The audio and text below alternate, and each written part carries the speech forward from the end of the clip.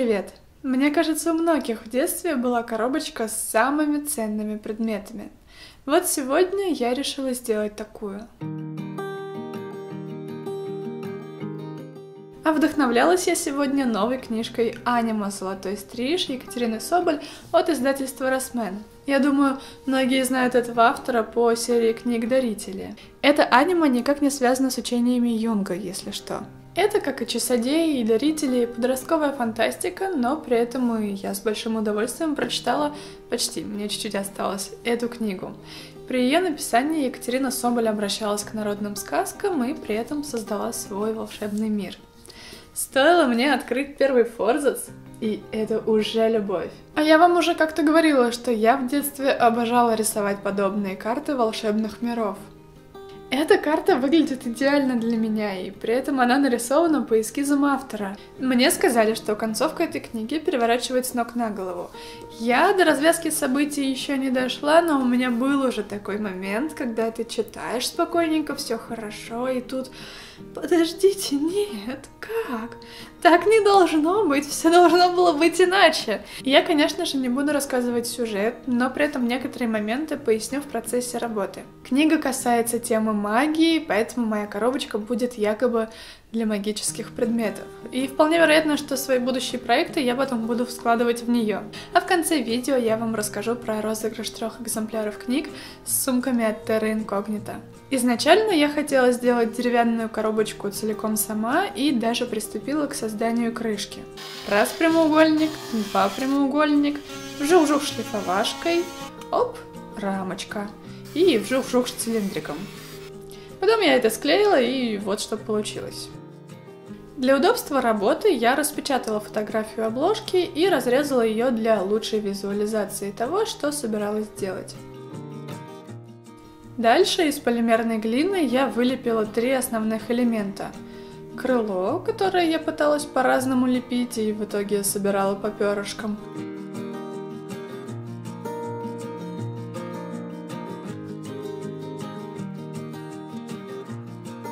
Руку... Не, ребят, лепить руку мне пока не под силу. Другое дело кинжал, который можно просто вырезать, и череп птицы. Это просто шарик с клювом и 2 ямками. Дальше глина у меня, как всегда, слишком подрумянилась, но мне это было не важно. Все равно я буду ее частично красить, хоть и новый получившийся цвет был еще более подходящим под оригинал. Но как-то я смотрела вот на это вот деревянное, что у меня там получается, и не особо у меня к этому лежала душа, хотя в принципе все было по задумке. В центре я хотела разместить золотые буквы названия серии книг, анима, но заморачиваться с ними так же, как в травнике, мне не очень хотелось, но не потому, что мне было лень, а потому что мне хотелось попробовать что-то новое, и тут мне на ум пришла Поталь, которой у меня не было, и я поехала за ней в Леонардо. И там же я увидела вот такую коробочку в виде книги из папье-маше. Она была идеального размера, плюс это как будто книга, а у нас же обложка книги, и я решила декорировать ее. Кстати, для подобного декора можно использовать, по сути, любую коробку, и если у нее отдельная крышка, покажу вам на примере коробки, в которой я засушиваю цветы обычно. Ее можно вот в этих вот местах разрезать и приклеить к основной части, чтобы она открывалась вот так. И я распечатала еще раз обложку книги в меньшем масштабе, для того, чтобы сделать буквы. На самой обложке они очень блестящие, и для достижения подобного эффекта, как я вам уже сказала, я буду использовать Поталь. Вырезаю трафарет из букв, и, конечно же, не забываю про стрижа.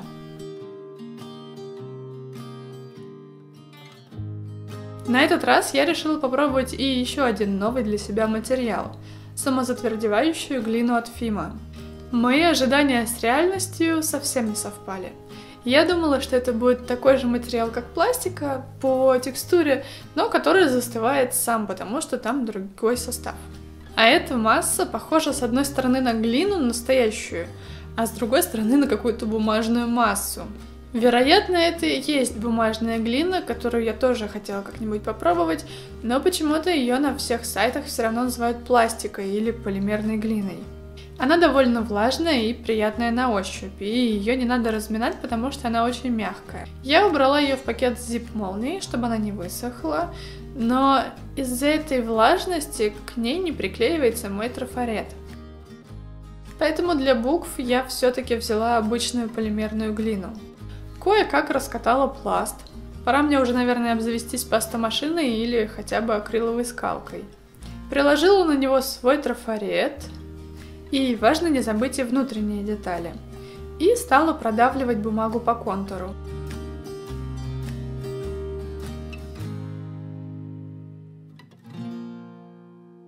Так, у меня остались буквы на глине, и я стала их очень аккуратно вырезать. Некоторые буквы я все-таки разрезала, чтобы было удобнее их вырезать, и запекла все это. А более мелкие детали было проще отрезать уже после того, как глина затвердела.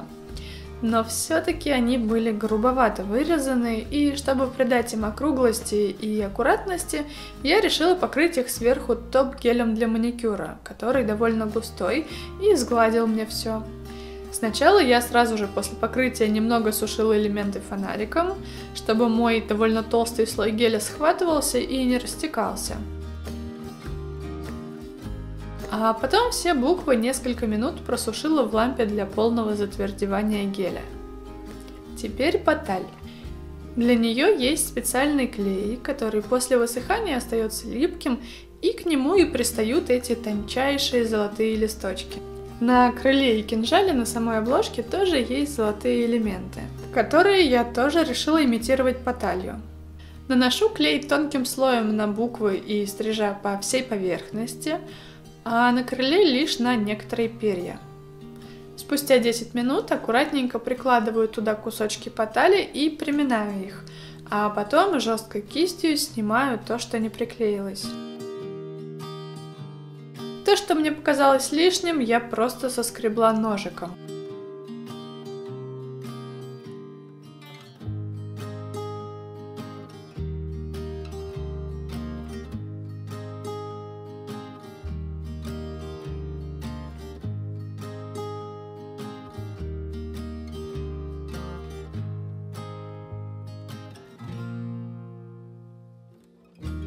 Результат шикарный, прямо то, что надо получилось. Теперь рамочка на коробке. Для нее я и взяла как раз эту самозатвердевающую глину и стала лепить из нее края. Дома из-за отопления сейчас очень сухой воздух, глина высохла очень быстро, и я не додумалась и прогуглила только потом, что при лепке из нее ее можно смачивать немного водой, как обычную глину. Без этого в ней очень плохо замазываются стыки между кусками. Зато я получила неожиданный и в то же время очень подходящий мне эффект растрескавшейся поверхности. Для этого надо было чуть подсохшую глину немного растягивать и вуаля! Еще мне было важно сделать мягкий подъем на внутренней части этой рамки, и позже поймете почему. Перед тем, как оставить это сохнуть, я сделала отпечатки 3 элементов, чтобы, когда я буду их вклеивать, у меня все смотрелось целостно. И знаете, у меня эта глина высохла за час, а не за день. Может быть, конечно, потому что у меня был тонкий слой, а не какое-то объемное изделие, но тем не менее. Некоторые части, правда, отвалились, но их было легко приклеить. А еще на нее очень хорошо ложится краска, они словно созданы друг для друга. Этот вопрос не дает мне покоя. Это явно не полимерная глина. Состав. Очищенная глина и целлюлоза. Почему везде пишут, что это полимерная глина или пластик, если это бумажная глина? Цвет я попробовала намешать такой же, как на обложке.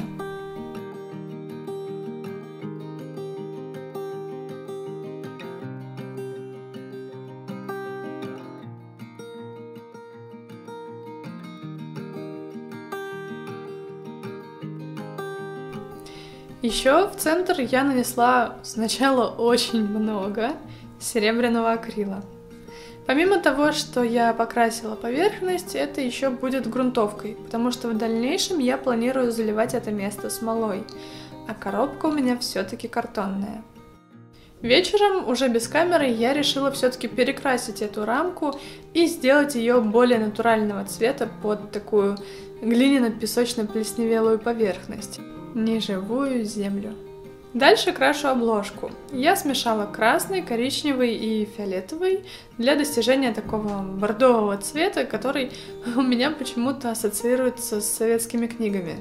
И я с первого раза добилась желаемого цвета. Это успех, потому что часто у меня смешивание цветов для получения желанного оттенка сравнимо, наверное, с варкой зелья. Потому что чуть-чуть этого цвета, немного этого, опять еще вот этого, а вот этого я добавила зря, поэтому добавлю еще вот этот и так далее. Краску наношу в несколько слоев и прокрашиваю все внутри. После я расположила буквы на крышке и нанесла около них по капельке УФ смолы, чтобы мгновенно приклеить.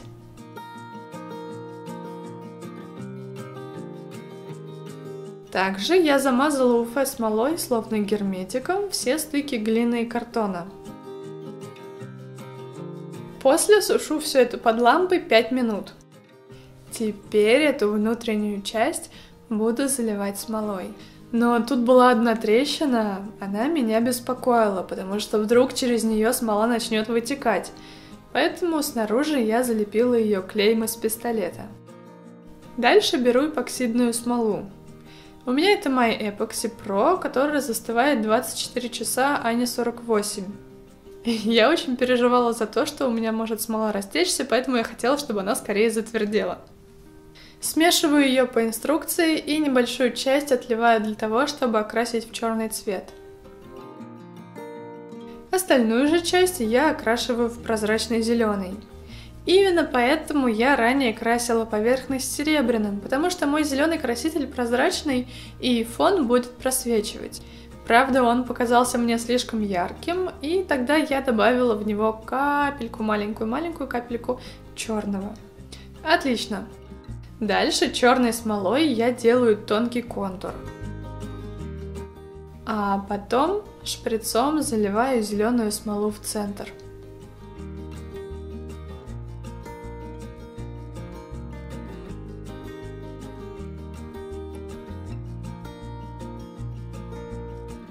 И после я едва смешиваю эти цвета.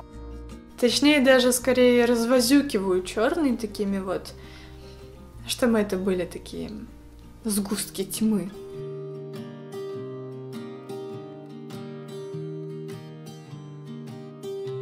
Еще на обложке есть такие вот блестиночки, а у меня есть такие вот блесточки. Как их не использовать? Выложила я эти блестки, и мне надо было уехать. Я очень боялась за то, что мои блесточки стекут в один какой-нибудь угол, как у меня один раз было с декором в часах-часодеях.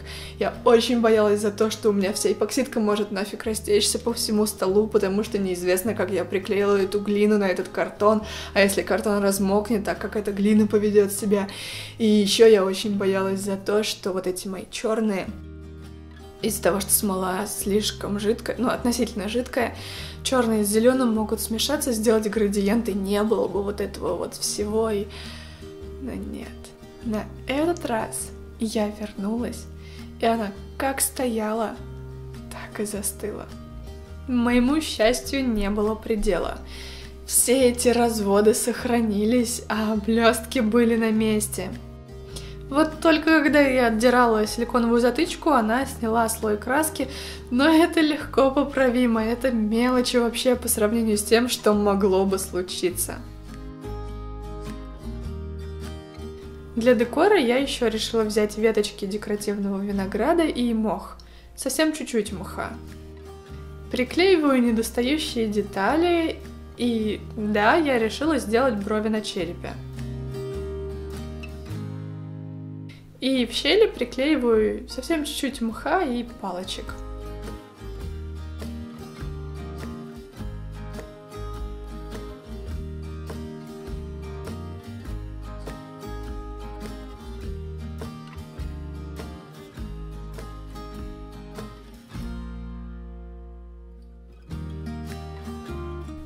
Теперь что внутри? Конечно же, магия. А магия — это блестки. Беру акриловый глянцевый лак и блестки. Выбирая из золотых, предпочла вот эти, потому что они лучше смотрятся с моим бордовым, и мне кажется, что этот цвет благороднее как-то. А дальше смешиваю их. Блесток сыплю много, чтобы покрытие было плотнее.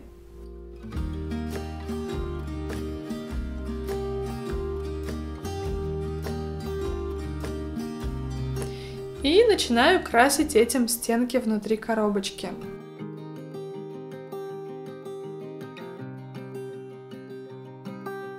Лак высохнет и станет полностью прозрачным, а блестки будут сиять.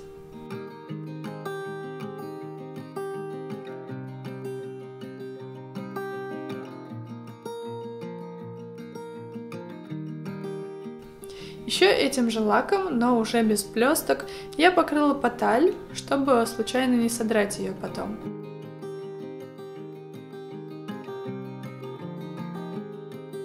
Недавно я нашла у себя вот такую ткань, и это было очень кстати. Она отлично подходила мне по цвету внутрь. Вырезаю нужный мне размер, а вот дальше я немного намучилась с тем, как это приклеить. Если брать ПВА, то ткань промокает и при высыхании уже не будет мягкой. Тогда я сделала вот из такого вот материала подушечку, обтянув ее тканью и приклеила ее на горячий клей, но это выглядело еще хуже. Когда я все это драла, пришлось прям снять верхний слой картона и просто вложила внутрь кусочек ткани. Чтобы его зафиксировать, я прошлась лишь по периметру горячим клеем и замаскировала его мхом. Получилось вполне себе волшебно. В книге существует два вида магии. Тьма, черно-зеленые темные силы, отравляющие все живое, и магия, которая идет от доброго сердца. Анима. Магия золотого цвета. И эти золотые буквы прорываются сквозь тьму, отравляющую землю. Кто будет читать, вы сразу поймете, почему что на обложке, что у меня это изображено именно так. У меня это получилось скорее просто коробочка, нежели книга с секретом, для чего изначально была предусмотрена заготовка, которую я использовала. Но все равно мы же с вами знаем, что в основу этого проекта легла книга. И теперь в обоих смыслах. Я положила туда вот такой медальон. Я надевала его единственный раз на фотосессию, фотография, кстати, с которой у меня на аватарке уже сколько лет. Не знаю, что он значит, поэтому пусть тут лежит просто. Еще у меня есть сойка-пересмешница, которой тоже место здесь. И два вот таких натуральных камешка. Гранатовое сердечко и треугольник из хризолита. Камера вообще не способна передать то, как они могут сверкать, особенно на солнце. Их можно использовать для создания украшений, но пока пусть они тут будут. Возвращаясь к теме книги, я не мастер давать рецензии, но могу сказать точно, что своему ребенку я бы дала такое прочитать. Мне понравилось, как написано, потому что, например, когда я первый раз стала читать Гарри Поттера, а это было в 20 лет, в определенный момент мне стало скучно, потому что сквозь текст все-таки чувствовалось как-то, что, это детская книга. Возможно, не исключаю этого, это связано с тем, что это перевод у нас. И когда я бралась за чтение аниме, мне было интересно, будет ли у меня такое же ощущение, что нет, все-таки, к сожалению, я чуть старше этого, но нет. Мне реально очень приятно читать это, еще потому что эта книга все-таки переносит меня в мои те же 12-13 лет, когда я создавала свои какие-то волшебные миры, придумывала истории, рисовала те же карты, и от этого мне вдвойне приятно это читать. Так что я советую вам эту книгу, а если вы хотите получить одну из 3 в подарок, то вам нужно подписаться на мой канал, подписаться на канал издательства Росмен, и да, говорится Росмен, а не Росман, И оставить комментарий к этому видео, в котором вы можете написать все, что хотите, высказать свое мнение о предыдущих книгах, если вы читали издательство, или рассказать что-нибудь, что вы думаете по поводу моего видео, и оставить ссылку на свой контакт, электронную почту, чтобы в дальнейшем я могла с вами связаться, и издательство отправит вам книги. Надеюсь, это видео было для вас интересным и смогло немножко вдохновить. Я вас вот так вот люблю. Пока.